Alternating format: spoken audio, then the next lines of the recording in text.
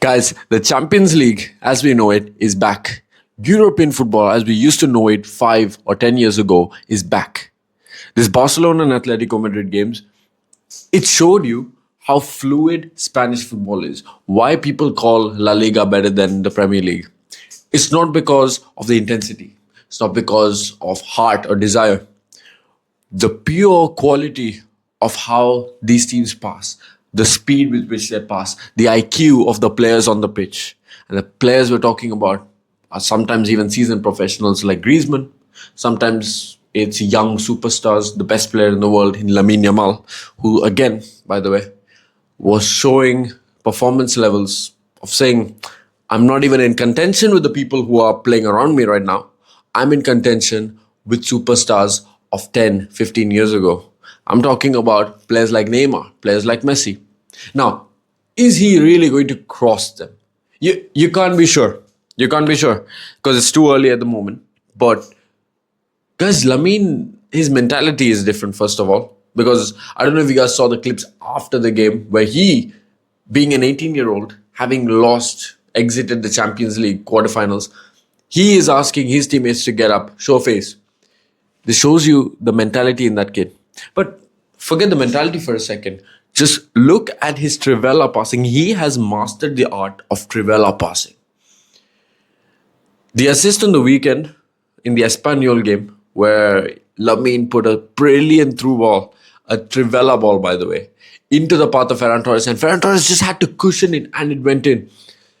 And this is not the first time he's doing it. He's been doing it last season, he's been doing it the season before, and now he has perfected his craft. Whenever he wants to pull off a Trivela pass, it just works.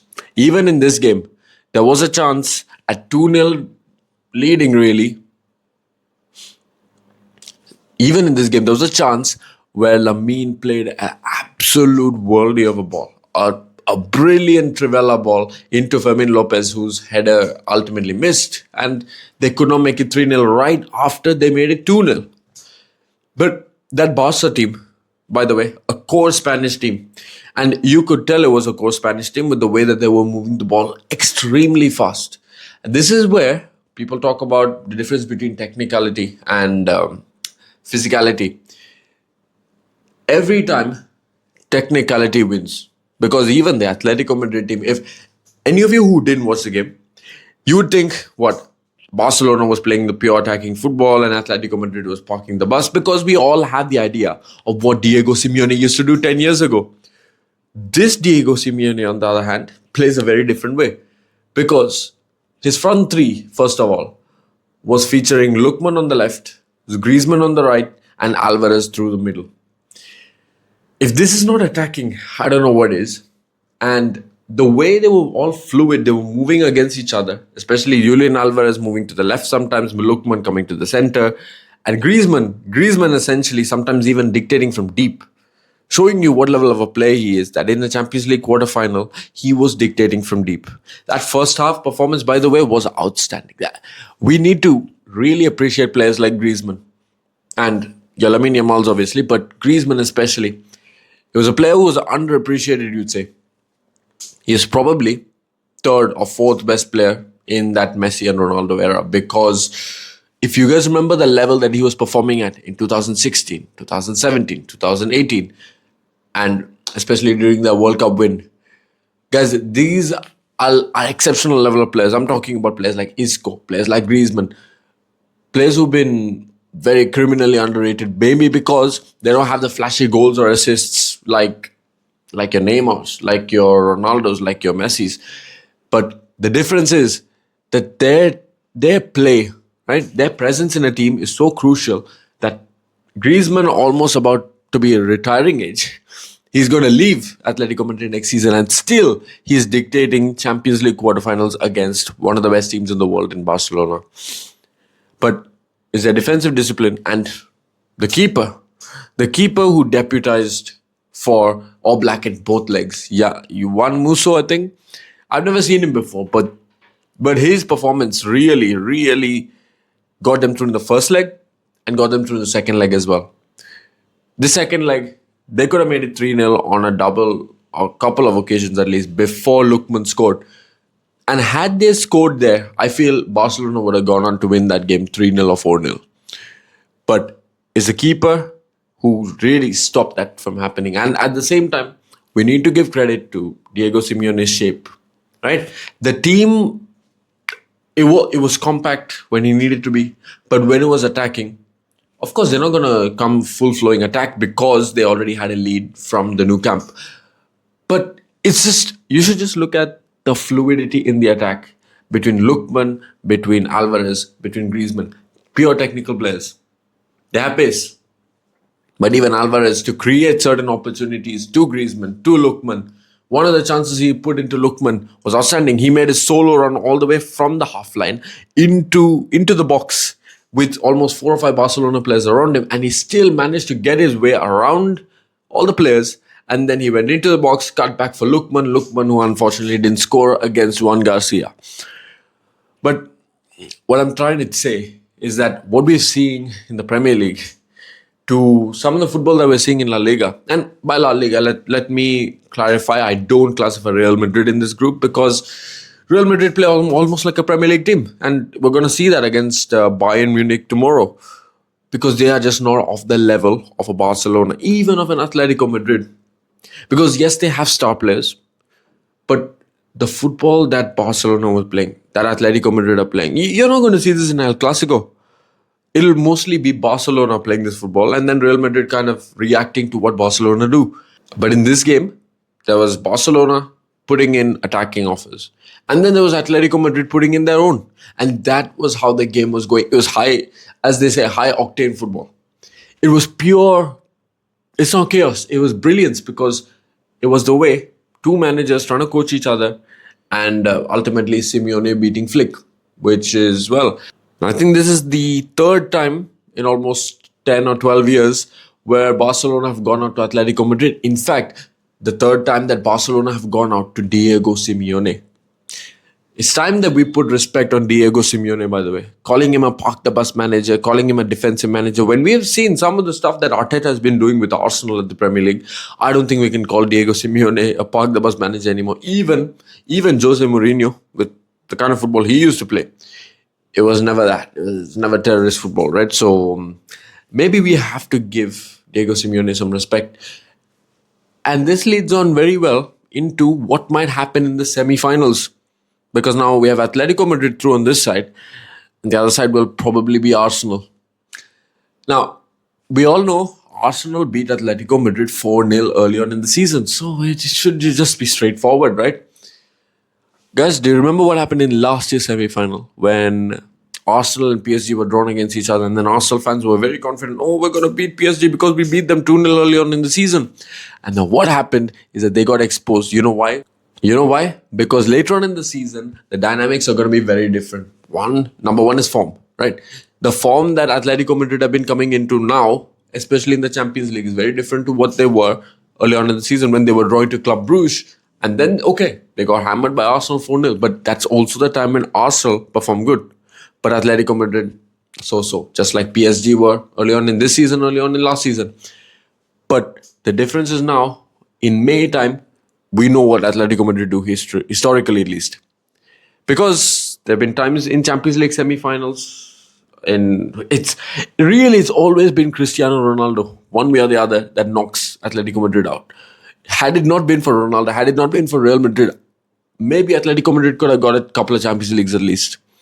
Because most other teams, they've had a number of them. They've beaten Bayern before. They have beaten Barcelona on the way. They've beaten Juventus on the way. It has always been Real Madrid.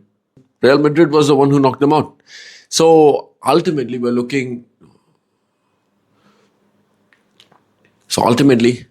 it's not going to be the two terrorist footballs playing against each other, really. It's going to be Arteta trying to hang on for his life.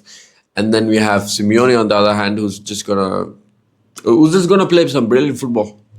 Who would have thought 10 years ago saying that Simeone would be playing some of the best football in the world, really, in Europe? But the thing is, as long as those three stay fit in the attack, in Alvarez, in Lookman and Griezmann, if these three can stay fit, those patterns of play that Atletico Madrid were working on today against Barcelona, it will continue. Because I don't see any reason it won't continue, because this is brilliant, right? That whole Atletico Madrid base is brilliant. They still have players who were there when they beat Barcelona the first time, when they beat them with Koke. And even some of the core was there the last time that they beat them as well in 2015-16. And you can see that there's still a winning mentality. There are players in this team who have won the league a couple of times. With Atletico Madrid, by the way. So what I'm saying is, do not rule them out of the Champions League semi-finals. In fact, you know what they're going to do when they come to the Emirates. They will counter brilliantly. They might even beat them at the Emirates. So you might be, nobody expected this, but you might be seeing Atletico Madrid in a Champions League final against one of PSG or Bayern München. It's going to be one of the better finals that we've seen if Arsenal don't make it. Because as a neutral, all of us just want to see beautiful football. And what we saw today between Atletico Madrid and between Barcelona was purely brilliant football. But yeah, leaving it on the last note, Atletico Madrid was brilliant. They played the shape very well. They played the first game in the Nou Camp well. Yes, they got 2 red cards and they got a couple of refereeing decisions in their favor, I would say, with penalties, with offside lines. But the thing is, you still have to make your advantage count. And LamineYamal, guys, we don't praise this guy enough. That's the thing. Even though people call him the best player in the world, but it's debatable, but this and that. This is pretty much like how we used to talk about Messi back in the day, where we'd say, you know what, Ronaldo's there, Neymar's there, Eden Hazard, all the best players in the world were there, but none of you are on par with Lionel Messi. That is kind of the case that we have with LamineYamal right now, because you can talk about Olise, you can talk about Desiree Doué, you can talk about even Kvaratskhelia, Dembele, all amazing players. Even you can talk about Harry Kane, but none of them are even on a similar level to LamineYamal. Just look at the way this kid dribbles through defenses. Everybody loses their hearts. I don't know how to explain this, but when LamineYamal gets the ball, you know he's going to make it through anywhere he wants. Now, whether he scores or not is a different question. But even the composure on that first goal, when you're already 2-0 down from the first leg, you're going away to the Wanda Metropolitano, it's going to be pressure. He did not show any pressure. In the 6th minute to convert that chance, brilliance. And his delivery, his passing, like, if we're to be real, right, his finishing for an 8-year-old is world class. If we're being real, his finishing for an 18-year-old is world class. His decision making is some of the best I've ever seen. And I mean ever. Yeah, his decision making is some of the best that I've ever seen. And what about his ability? His ability, guys. Like, people are going to talk about Neymar and all that, which I totally agree. He's nowhere on Neymar's level yet, right? He has a lot to do. But you can already see where this is going, because the guy has a Euros. The guy has a World Cup potentially at the end of the season. And he has a couple of league titles. All he needs is a Champions League. But with this Barcelona team, you'd never know, right? But if they are to actually fix that defensive structure, because apparently they're going to go for Bastoni now. If they go for Bastoni, the thing is, they can really upgrade that backline. They can really push a high line, and maybe they won't have to be so scared going back. Because the whole fault with both teams, Atletico Madrid and Barcelona today, were really their defensive structure. And Simeone held it down in the second half, which is why they really got through. But there was a couple of occasions where you'd say Barcelona should have got through. Because people are going to debate that third goal, right? The third goal that Barcelona scored, that was ruled out. Why don't you guys comment down below? What did you think? Was it an offside or was it not? What do you guys think? Was it an offside or was it not? Because the whole point was that the Atletico Madrid defender didn't play the ball. And so when it went to FerranTorres, though FerranTorres was offside, because the Atletico Madrid player did not play the ball, it was ruled out. This is the inconsistency I'm talking about. Because as much as Atletico Madrid deserved it and all that, we're still talking about a moment where the referee messed up. Not on one occasion, but on a couple of occasions where a corner should have been given to Barcelona, especially where if a defender lunges in and the ball is played, what else is there to talk about intent of whether a defender wanted the ball or not? And especially when the defender touched the ball, it went to FerranTorres. Now you tried to play the ball and the ball went back, and that is how FerranTorres scored 3-1. If it's 3-1 in around the 50th or 60th minute, you know how different the dynamics of the game are going to be. You know that Barcelona probably take it from there, and maybe they score another one because now you're equal on aggregate. Maybe it's a different story in the second half or in the extra time. And yeah, ultimately, you could kind of say Barcelona were unlucky, but it's not like Atletico Madrid didn't deserve it either. So really brilliant game of football. And it's a quality that I hope one day will come back to the Premier League, because we are very far from seeing teams of this level. Even the United game yesterday was nowhere close to this. And yeah, just thank you Barcelona and Atletico Madrid for putting on an amazing quarterfinal. And yeah, tomorrow Real Madrid, Bayern Munich. We hopefully hope that the level of football is going to be somewhere of that level again. So comment down below what you thought of this game, and I'll see you on the next one.